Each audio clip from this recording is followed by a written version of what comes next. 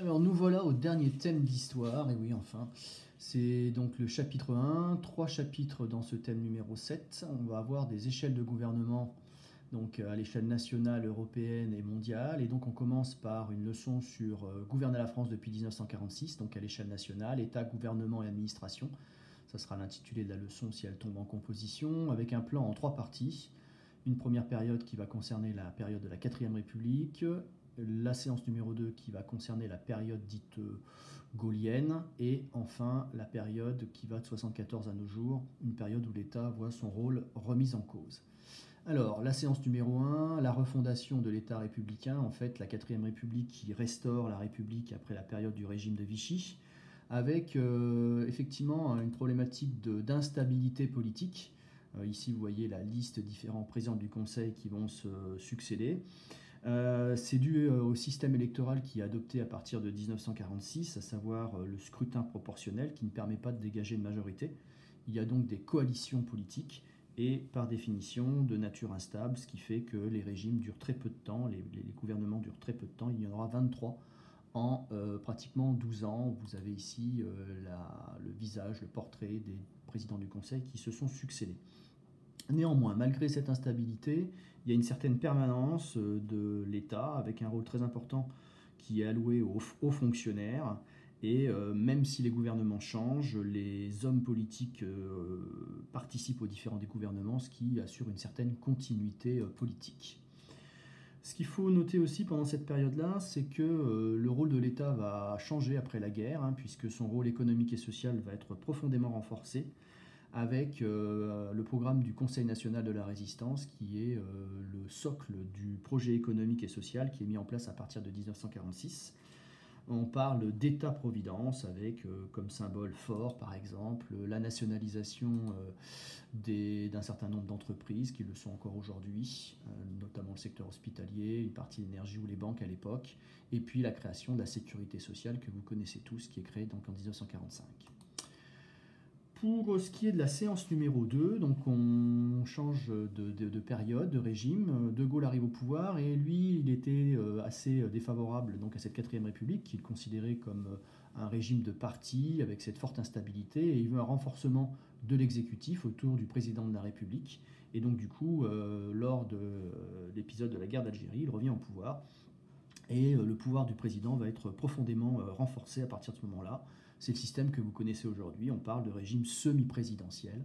À partir de 1962, il y aura une réforme électorale qui permettra d'élire le président au suffrage universel direct sur le modèle que vous connaissez aujourd'hui. Le président va avoir des compétences très importantes dans un certain nombre de domaines. Parfois même aujourd'hui, la critique qui lui est faite, déjà à l'époque, c'était qu'on parlait de monarque républicain.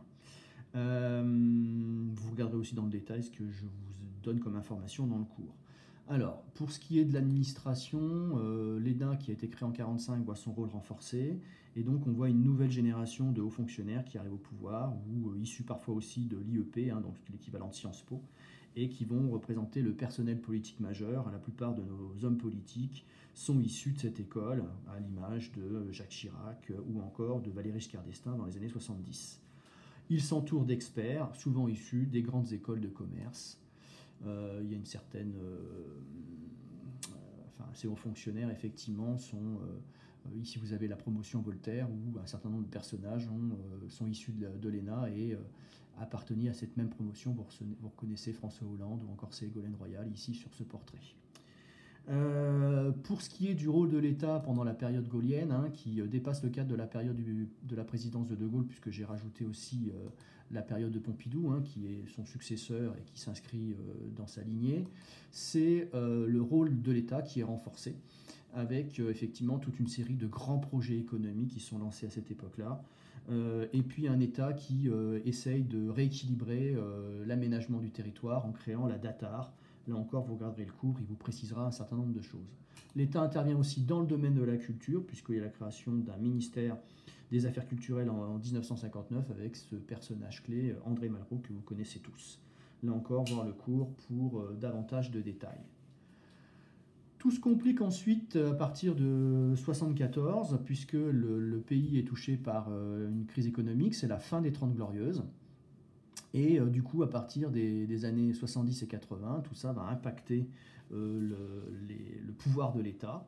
Il va y avoir effectivement une certaine continuité institutionnelle, puisque même si la gauche arrive au pouvoir sous l'égide de François Mitterrand, eh bien, les institutions de la Ve République ne sont pas remises en cause. Et puis, la période est marquée dans les années 80 et 90 par toute une série donc, d'échéances électorales qui entraînent une mise en minorité du président, d'où des cohabitations. Ici, vous avez 3 grandes cohabitations. Donc on va avoir un Premier ministre qui va avoir son pouvoir renforcé pendant la période, là encore, voir le cours pour davantage de détails. Et puis l'État va aussi voir son rôle modifié, on va dire remis en cause partiellement par la décentralisation qui est mise en place à partir des années 80. On décentralise un certain nombre de fonctions au profit des régions. Et puis l'Europe va avoir son rôle aussi renforcé, agrandi, etc. Et la mondialisation va aussi remettre en cause le pouvoir économique de l'État avec ces FTN qui sont capables désormais d'avoir un énorme pouvoir. Enfin, justement, pour finir, un État qui est de plus en plus contesté, avec effectivement soit une logique néolibérale d'un côté ou une financiarisation, et puis de l'autre, des gens qui sont très attachés à l'État-providence. Un État qui a de plus en plus de mal à justement gérer cet État-providence parce que les coûts financiers sont très importants. Et donc du coup, une défiance grandissante de la part d'une partie de l'opinion publique vis-à-vis du personnel politique avec la montée des extrêmes, là encore, voir dans le détail le cours. Les médias qui voient aussi leur rôle changer à partir de cette époque-là. Pour finir, vous aurez un exercice, c'est l'étape numéro 2. Vous essaierez donc de répondre aux différentes questions en complétant le tableau. La question 1 concernant la ligne 1, la question 2, la ligne 2, etc. etc. Et un dernier exercice où vous devrez repositionner dans le bon ordre les différents présidents qui se sont succédés sous la Ve République.